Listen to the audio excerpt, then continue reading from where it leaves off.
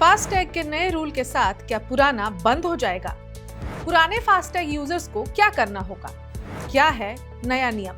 अगर आप हाईवे या एक्सप्रेसवे पर सफर करते हैं और फास्टैग का नाम सुनते ही केवाईसी, नोटिस और ब्लॉक होने का डर याद आता है, तो आज की ये खबर आपके लिए ही है। नमस्कार, मेरा नाम है रिचा और आप देख रहे हैं one India Hindi.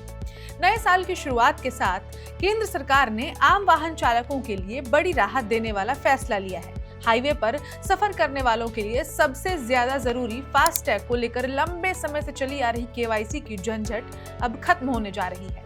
National highway authority of India यानी NHAI ने ऐलान किया है कि 1 फरवरी 2026 से नई गाड़ियों के फास्टैग जारी करने की प्रक्रिया पहले से कहीं ज्यादा आसान और पारदर्शी हो जाएगी। अब तक फास्टैग में क्यों होती थी दिक्कत?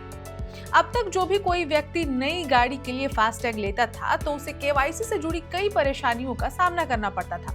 कभी डॉक्यूमेंट सही होने के बावजूद वेरिफिकेशन अटक जाता था, तो कभी गलत जानकारी के नाम पर फास्टैग ब्लॉक कर दिया जाता था। कई बार एक्टिवेशन के बाद भी बार बार नोटिस और मैसेज आने से लोग परेशान हो जाते थे। सरकार ने हटाई केवाईसी की अनिवार्यता। इन दिक्कतों को देखते हुए सरकार ने बड़ा कदम उठाया है। अब नई गाड़ियों के फास्टैग के लिए अलग से नो योर व्हीकल यानी कि केवाईसी कराने की अनिवार्यता खत्म कर दी गई है। फास्टैग जारी करते समय गाड़ी का रजिस्ट्रेशन सर्टिफिकेट यानी कि RC पहले ही जांच लिया जाएगा और सारी जानकारी एक ही बार में वेरीफाई हो जाएगी। इससे लोगों को बार बार प्रक्रिया से गुजरने की जरूरत नहीं पड़ेगी। पुराने फास्टैग यूजर्स को क्या करना होगा? जिन वाहनों में पहले से फास्टैग लगा हुआ है उनके लिए भी राहत की खबर है। ऐसे वाहन चालकों को दोबारा किसी तरह की केवाईसी या फिर KYV कराने की जरूरत नहीं होगी। जब तक कोई शिकायत या फिर गड़बड़ी सामने नहीं आ जाती, तब तक सब कुछ पहले की तरह चलता रहेगा। किन मामलों में होगी दोबारा जांच? हालांकि कुछ खास परिस्थितियों में जांच जरूरी हो सकती है। अगर फास्टैग गलत तरीके से जारी हुआ हो, गलत वाहन पर लगा हो या उसके दुरुपयोग की शिकायत मिलती है, तभी KYV की जरूरत पड़ेगी। बिना किसी शिकायत के मौजूदा फास्टैग धारकों को किसी तरह की प्रक्रिया से नहीं गुजरना होगा। VAHAN वाहन पोर्टल से होगी गाड़ी की पूरी जांच।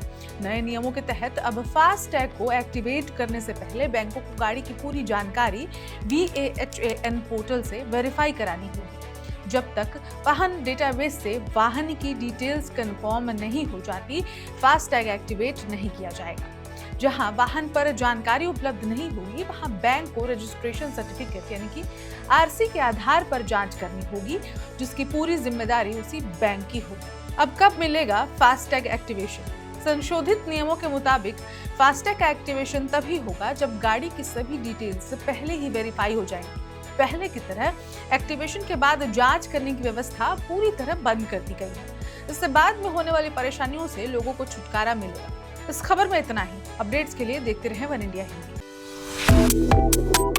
Subscribe to One India and never miss an update.